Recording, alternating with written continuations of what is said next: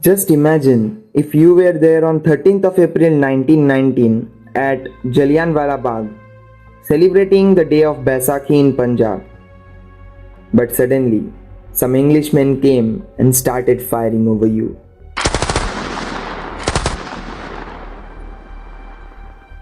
So let us witness the story of Jallianwala Bagh Massacre.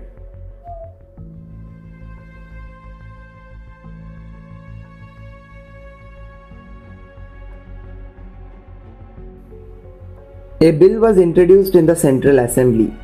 It gave power to the government to carry out summary trials of revolutionaries. It gave the latter no right to appeal. The local authorities were given powers to arrest persons merely on suspicion. The bill was aimed at crushing the nationalist spirit among the young men of India. It was rightly regarded as an insult to the Indian nation and called the Black Bill. There were protests against the bill all over the country. Day after day, protest meetings were held against the bill. In spite of great public resentment, the bill was made into law. The act came to be known as the Rowlatt Act. There were protests against the Rowlatt Bill all over the country.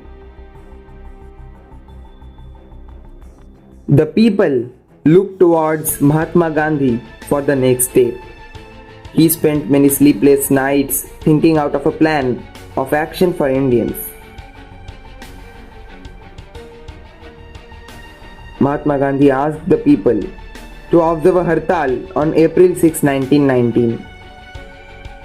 The entire country responded magnificently. There was a complete hartal throughout the country on that day. Public meetings were held all over the country to protest against the Rowlatt Act. The government became panicky. It tried to terrorize the people. There were firings at Delhi, Lahore and Amritsar. Things were going from bad to worse in the Punjab. The people there were dealt with very severely. Mahatma Gandhi left Bombay to be with the people of Punjab. He was not allowed to enter Punjab on the way. He was taken into custody and taken by train back to Bombay. The news of Mahatma Gandhi's arrest made people throughout India very angry. There were demonstrations and disturbances in various parts of the country. The police used all its force to put down the demonstrations. The people of Punjab were in the forefront of Mahatma Gandhi's movement. They had observed complete hartal on the 6th of April in Amritsar itself. Not a single shop opened on that day. The Hindus, Muslims and Sikhs jointly held a demonstration. The demonstration was peaceful and there was not a single incident of violence. A huge public meeting was held in the city to protest against the Rowlatt Act. About 50,000 people attended this meeting. The leaders told the people, "Do not injure anyone but be ready to be injured." The Lieutenant Government of Punjab at that time was an Englishman named Sir Michael O'Dwyer. He was a very tough Englishman who thought that Indians must be kept under British rule by use of force. He was very angry with the people of Punjab because they followed Mahatma Gandhi's order and observed complete hartal. He was also angry because Hindus, Muslims and Sikhs were acting like brothers against the government. He decided in his mind to teach the people of Punjab a lesson. He was waiting for an opportunity to do so. The people in Amritsar were led by two young leaders, Dr. Kichliu and Dr. Satyapal.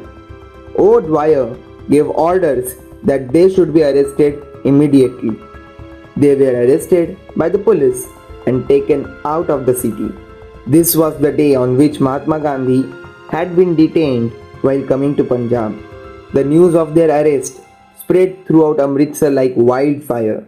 The people immediately closed their shops and all business came to a stop. They took out a procession demanding the release of their leaders. The authorities refused to listen to their just demand. On the other hand, police opened the fire on them. Many innocent persons were killed and wounded. The people carried the killed and the wounded on their shoulders. The blood of their relatives and friends made them angry. They went out of control and set on fire some public and European property. They also killed some Englishmen. This is exactly what Michael O'Dwyer was waiting for. The army was immediately sent to Amritsar. The commander of this army unit was Brigadier General Dyer. Dyer and his army took control of the entire city. Hundreds of persons were arrested without any reason. The city of Amritsar became an armed camp. 13th of April 1919. It was a Sunday and the day of Baisakhi. In Punjab, the festival of Baisakhi is celebrated with great enthusiasm. On that Baisakhi day, thousands of people had come to Amritsar from nearby villages. They had come to pray at the Golden Temple and have a bath in its sacred tank. Not very far from the Golden Temple is Jallianwala Bagh. At that time, Jallianwala Bagh was very much different from what it looks like today. Now it is a very well-maintained garden with a huge pylon inside, built in honor of those who died there. 103 years back, Jallianwala Bagh was not a garden as its name suggested.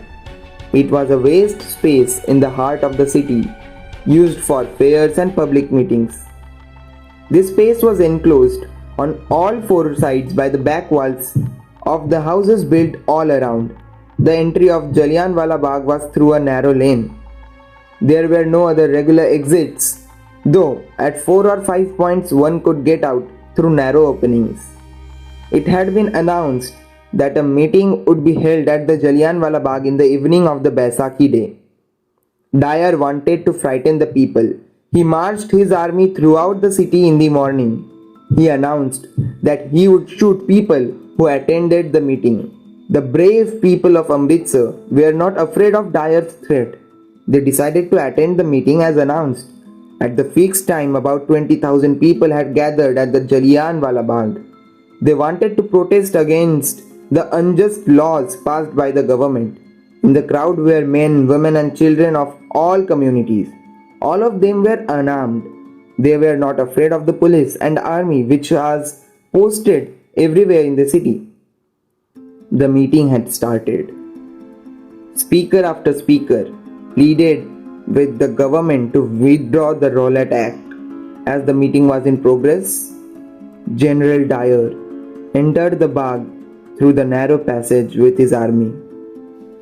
Immediately the army men took position near the entrance. Within seconds, they started firing.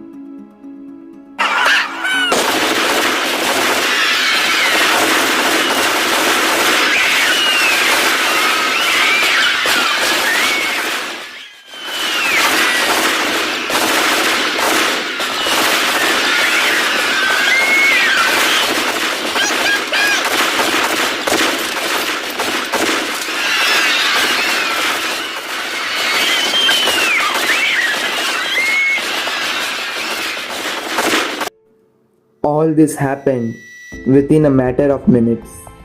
The peaceful crowd did not even know what was happening.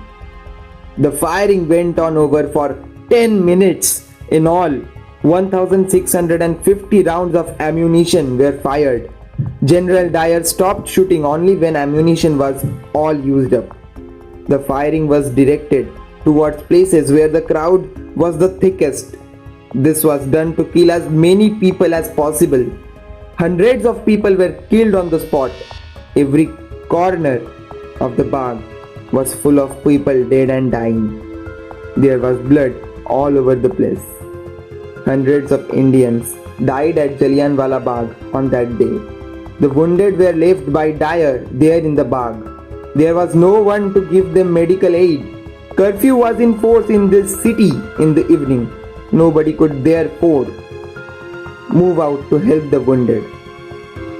They had to lie in pain there throughout the night. The cruelties did not end with Jallianwala Bagh. More followed. The Deputy Commissioner of Amritsar said to the people, "The revenge will be taken upon you and your children."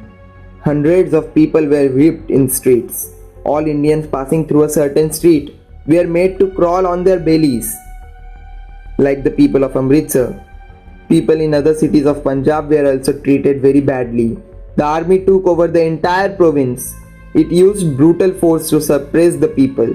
Even the aeroplanes were used to fire at innocent people.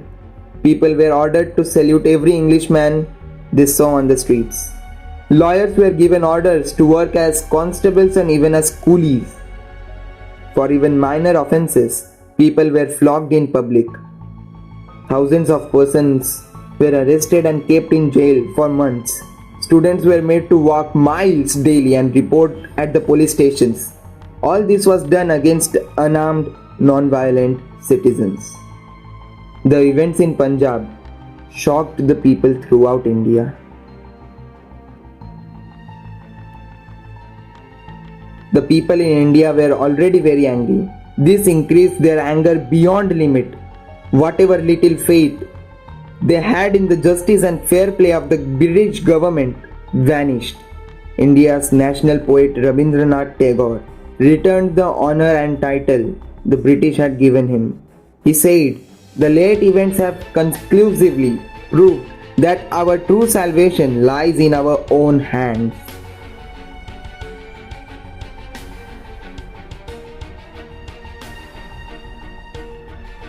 The cruelties at Jallianwala Bagh were meant to frighten the people of India, but the government completely failed in its objective. Instead of being afraid, the people of India were angry. Even in anger, they did not lose their head. They decided to continue the fight for their rights peacefully. Jallianwala gave them more strength and courage to do so. Jallianwala Bagh was the turning point in India's fight for freedom. It was the beginning of the end of British rule. A well-known historian has said, if at Plassey the foundations of British domination were laid, at Amritsar they were shaken. How true. Hope so you all liked today's video. The story was very inspiring for the people of India as they started the freedom movement even in a more aggressive manner after this Jallianwala Bagh massacre, and we all got the independence which we wanted. Hope so you liked today's video. If you want to watch such more videos, subscribe and press the bell icon to stay updated whenever I upload a new video. I will meet you in the next video. Till then, stay happy. Bye bye.